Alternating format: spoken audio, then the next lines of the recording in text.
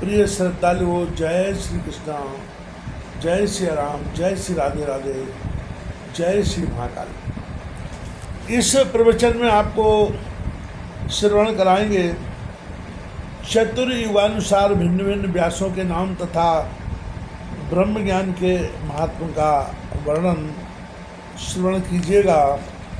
यह प्रवचन विष्णु महापुराण के आधार पर आपको श्रवण कराया जाएगा। इस प्रवचन के श्रवण से जीव के सारे क्लेशों का नाश हो जाता है और उसे शांति प्राप्त होती है, साथ ही भगवान की कृपा भी उसे प्राप्त होने लगती है।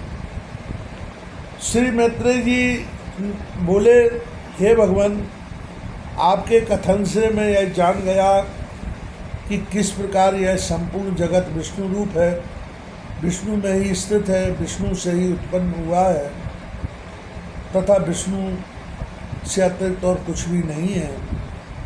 अब मैं यह सुनना चाहता हूँ कि भगवान वेद व्यास रूप से युग में किस प्रकार वेदों का विभाग किया। हे महामुने, हे भगवान, जिस जिस युग में जो जो वेद व्यास हुए हैं उनका तथा वेदों के संपूर्ण शाखा वेदों का आप मुझसे वर्णन कीजिए। श्री पराशर जी बोले, हे मैत्रेय, वेद रूप वृक्ष के सहस्त्रों शाखा भेद हैं, उनका विस्तार से वर्णन करने में तो कोई भी समर्थ नहीं है। अतः संक्षेप से सुनो। हे महामुने, प्रत्येक द्वापर युग में भगवान विष्णु व्यास रूप में अवतीर्ण होते हैं और संसार के कल्याण के लिए एक वेद के अनेक भेद कर देते हैं। मनुष्यों के बलवीर और तेज को अल्प जानकर वे समस्त प्राणियों के हित के लिए वेदों का विभाग करते हैं। जिस शरीर के द्वारा वे प्रभु एक वेद के अनेक विभाग करते हैं, भगवान मधुसूदन की उस मूर्ति का नाम वेदव्यास है।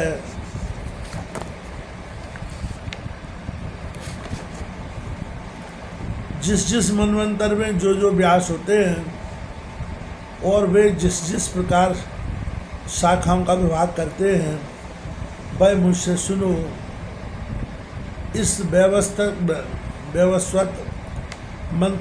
मनवंतर के प्रत्येक द्वापर युग में व्यास महर्षि ने अब तक पुनः पुनः 28 बार वेदों के विभाग किए हैं।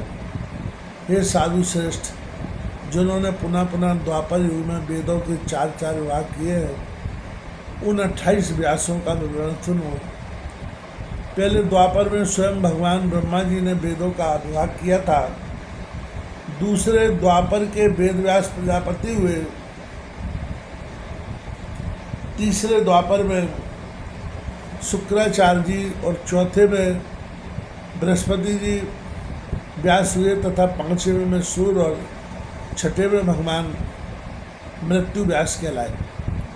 सातवें द्वापर के वेदव्यास इंद्र, 8वें के वशिष्ठ, 9वें के सारस्वत और 10वें के त्रिधामा कहे जाते हैं। 15वें में त्रिशिख, 12वें में भारद्वाज, 13वें में अंतरिक्ष और 14वें में बर्णी नामक व्यास हुए।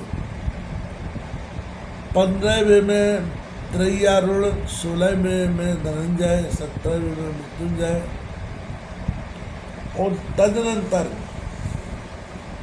18वें में जय नामक व्यास हुए। फिर 19वें व्यास भारद्वाज हुए। भारद्वाज जी के पीछे गौतम हुए और गौतम के पीछे जो व्यास हुए वे हर्यात्मा कहे जाते हैं। हर्यात्मा के अनंतर बाजश्रवा मुनि व्यास हुए तथा उनके पश्चात सोम वंशी तृणबंधु 23वें वेदव्यास कहलाए। इनके पीछे रघुवंशु यक्ष व्यास हुए। जो वाल्मीकि कहलाए। तदनंतर हमारे पिता शक्ति हुए और फिर मैं हुआ। मेरे अनंतर चातुकर्ण व्यास हुए और फिर कृष्ण द्वैपायन। इस प्रकार 28 व्यास प्राचीन है। इन्होंने द्वापरादि युगों में एक ही वेद के 4 विभाग किए हैं। हे मुने, मेरे पुत्र कृष्ण द्वैपायन के अनंतर आगामी द्वापर युग में द्रोणपुत्र अश्वत्थामा वेदव्यास होंगे।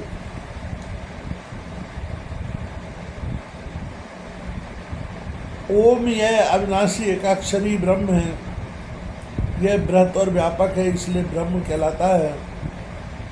भूरलोक, भुवरलोक और स्वर्गलोक ये तीनों प्रणव रूप ब्रह्म में ही स्थित है तथा प्रणव ही ऋग, यजु, साम और अथर्व रूप है। अतः जिस ओंकार रूप ब्रह्म को नमस्कार है,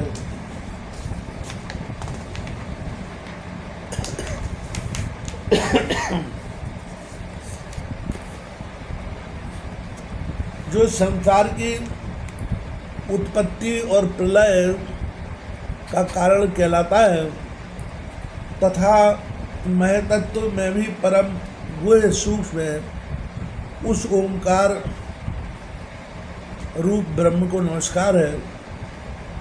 जो अगाध, अपार और अक्षय है, संसार को मोहित करने वाले तमोगुण का आश्रय है तथा प्रकाशमय सत्वगुण और प्रवृत्ति रूप रजोगुण के द्वारा पुण्यों के भोग और मोक्ष रूप परम प्रसाद का हेतु है।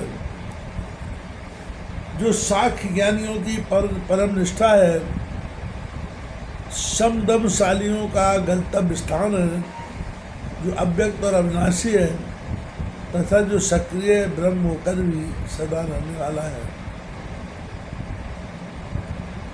जो स्वयंभू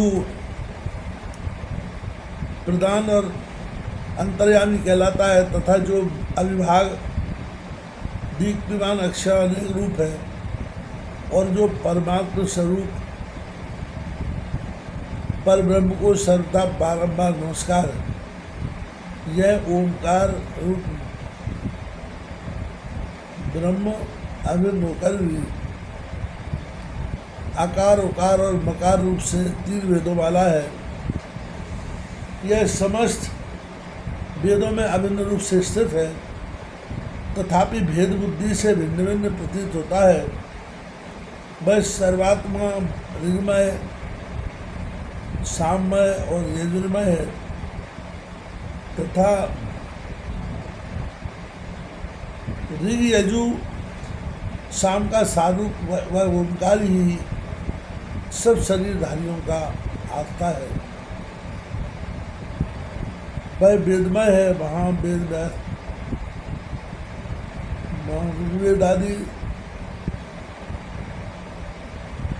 रूप से भिन्न हो जाता है और वहीं अपने वेद रूप को नाना शाखाओं में विभक्त करता है तथा वह असंग भगवान ही समस्त शाखाओं का रचयिता और उनका ज्ञान स्वरूप है।